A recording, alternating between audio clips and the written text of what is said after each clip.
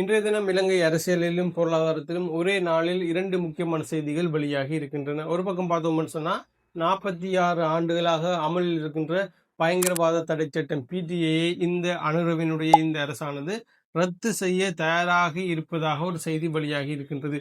மறுபக்கம் பார்த்தோம்னு சொன்னா இலங்கையில் பதிவு செய்யப்பட்ட 89 நிறுவனங்கள் பொருட்களை இறக்குமதி செய்வதாக கூறி 190 பில்லியன் ரூபாய்க்கும் அதிகமான அமெரிக்க டாலர்களை இலங்கையிலிருந்து வெளிநாடுகளுக்கு அனுப்பியிருப்பதாக இன்றைக்கு ஒரு செய்தி வெளியாகி இருக்கின்றது. இந்த 2 செய்திகளையும் பற்றி தான் டீட்டெயிலாக இன்றைக்கு இந்த வீடியோ நாங்கள் பார்க்க போகிறோம். ரைட், முதலாவது விஷயத்தை வரும். முதலாவது விஷயத்தை பார்த்தோம்னு சொன்னால் இலங்கையில் இப்போ கொஞ்ச நாளுக்கு முன்னாடி கூட பார்த்தோம்னு சொன்னால் இந்த பயங்கரவாத தடை சட்டத்தில் பாடகர் ஒருவர் கைது செய்யப்பட்டிருந்தார்.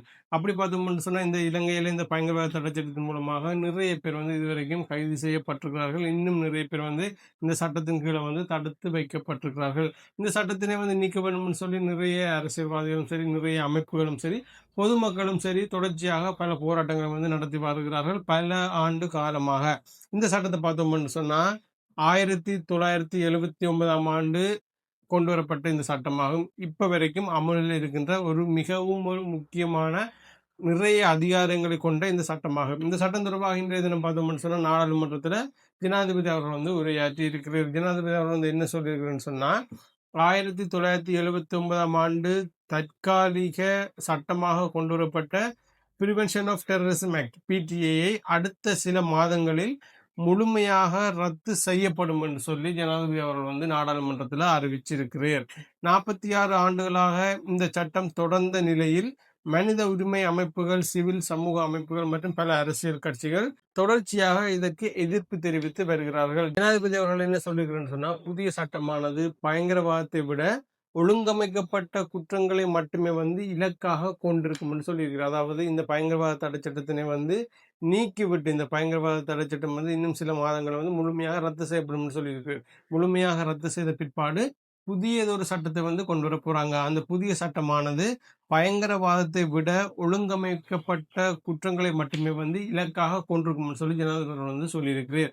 மேலும் என்ன சொல்லியிருக்கிறேன்னு சொன்னா இந்த பயங்கரவாத சட்டம் தொடர்பாக கருத்து வெளியிடும் சுதந்திரம் உள்ளிட்ட அடிப்படை உரிமைகள் பாதுகாக்கப்படும். அதாவது புதிய சட்டத்தின் மூலம் பாதுகாக்கப்படும் என்று சொல்லியிருக்கிறார். அதே மாதிரி பார்த்தோம்னு சொன்னா பழைய PTAவில் இருந்த தவறாக பயன்படுத்தக்கூடிய அதிகாரங்கள் குறைக்கப்படும். அதிகாரங்கள் முற்றுமுழுதாக நீக்கப்படும் என்று சொல்லவில்லை, அதிகாரங்கள் குறைக்கப்படும் என்று சொல்லியிருக்கிறார்.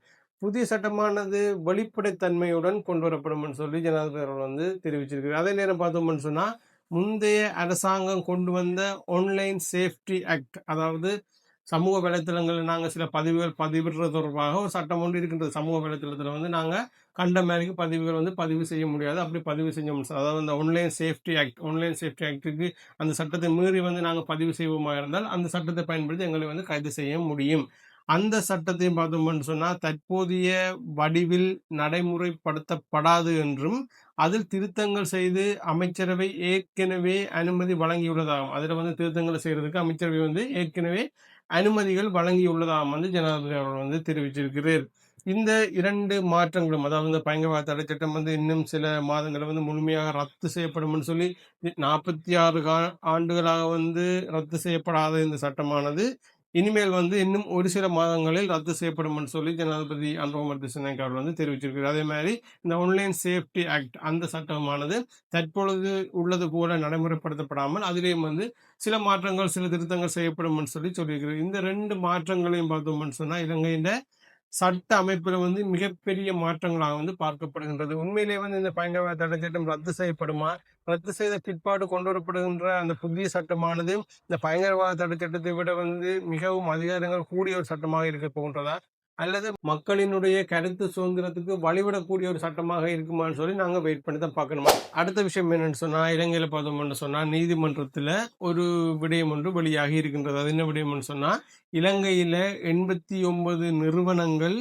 போலியான இறக்குமதி ஆவணங்களை பயன்படுத்தி 190 மில்லியன் இல்லை பில்லியன் ரூபாய்க்கும் அதிகமான அமெரிக்க டாலர்களை வெளிநாட்டுக்கு இலங்கையிலிருந்து அனுப்பியிருப்பதாக விசாரணைகள் மூலம் தற்பொழுது தெரிய வந்திருக்கின்றது. இந்த விஷயம் என்னன்னு சொல்லி பார்த்தோம்னு சொன்னா இந்த பணமானது அனுப்பப்பட்ட, அதாவது இலங்கையிலிருந்து இந்த 89 நிறுவனங்கள் மூலமாக 190 பில்லியன் ரூபாய்க்கும் அதிகமான அமெரிக்க டாலர்களை இலங்கையிலிருந்து அனுப்பியிருக்கிறாங்க. இது அனுப்பப்பட்டிருந்தாலும் அந்த நிறுவனங்கள் கூறிய பொருட்கள் வந்து இலங்கைக்கு ஒரு பொழுதுமே வந்து வந்ததில்லைன்னு சொல்லி தற்பொழுது செய்திகள் வெளியாகிருக்கின்றது. அதாவது என்னன்னு சொன்னா, இப்போ வந்து இலங்கை வந்து இங்கிருந்து அமெரிக்க டாலர்களை வந்து வெளிநாடுகளுக்கு கொடுத்து அந்த நிறுவனங்கள் வந்து அமெரிக்க டாலர்களை வெளிநாட்டுக்கு கொடுத்து வெளிநாடுகள் வந்து அந்த பொருட்களை வந்து இலங்கைக்கு பெற்றுக்கொள்வாங்க. ஆனா பார்த்தோம்னு சொன்னா இங்கிருந்து டாலர் மட்டும்தான் நாங்க போயிருக்குது.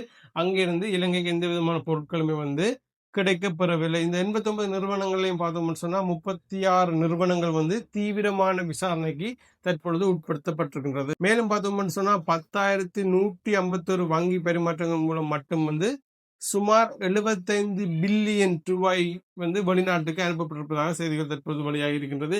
பல நிறுவனங்களை பார்த்தோம்னு சொன்னா போலி உரிமையாளர்களின் பெயர்ல வந்து தொடங்கப்பட்டிருக்கின்றது. சில வங்கி கணக்குகளையும் பார்த்தோம்னு சொன்னா போலி ஆவணங்கள் மூலம் திறக்கப்பட்டிருப்பதாக தற்பொழுது சந்தேகங்களும் எழுந்திருக்கின்றன. இந்த விஷயத்துல பார்த்தோம்னு சொன்னா இன்னொரு முக்கியமான ஒரு விஷயம் வந்து சேருது. அது என்னன்னு சொன்னா இந்த போதைப் பொருட்கள் வியாபாரிகள் இருக்கின்ற அந்த போதைப் பொருட்கள் வியாபாரிகளுடைய பணமும் வந்து இதுல சம்பந்தப்பட்டிருக்கான்னு சொல்லி தற்பொழுது சந்தேகம் எழுந்திருக்குது. ஏனென்று சொன்னால் நீர்கொழும்பு பகுதியில் கைது செய்யப்பட்ட போதைப் பொருட்கள் சந்தேக நபரிடம் மேற்கொள்ளப்பட்ட விசாரணைகள் மூலம் வந்து பார்த்தோம்னு சொன்னா கொண்ட ரஞ்சின்னு சொல்லி அழைக்கப்படுகின்ற ஒரு போதைப் பொருள் கடத்தல் குழு அந்த குழுவை வந்து விசாரிச்சிருக்கிறாங்க போலீசார். அந்த விசாரணை மூலம் என்ன தெரிய வந்திருக்குன்னு சொன்னா இந்த கொண்ட ரஞ்சி என்று அழைக்கப்படுகிற இந்த போதைப் பொருள் கடத்தல் குழு இருக்குதானே அந்த குழுவினுடைய சட்டவிரோத பணமும் வந்து இதே முறையில் வெளிநாடுகளுக்கு அனுப்பப்பட்டிருக்கலாம்னு சொல்லி தற்பொழுது செய்திகள் வந்து வெளியாகி இருக்கின்றது. ஏஒய் இன்வெஸ்ட்மெண்ட் என்ற நிறுவனத்தின் மூலம் மட்டுமே வந்து சுமார் 6 மில்லியன் ரூபாய் மதிப்பிலான அமெரிக்க டாலர்கள் வந்து இலங்கையிலிருந்து வெளிநாடுகளுக்கு அனுப்பப்பட்டிருக்கின்றது. இந்த வழக்கில் கைது செய்யப்பட்ட ஜெஃப்ரி முகமது என்பவர் குறித்த நிறுவனத்தின் உரிமையாளராக இருப்பதாகவும் கைது செய்யப்பட்ட போது அவரிடமிருந்து 1 மில்லியன் ரூபாய் பணம் வந்து இருந்ததாக தற்பொழுது செய்திகள் வந்து வெளியிடப்பட்டிருக்கின்றது.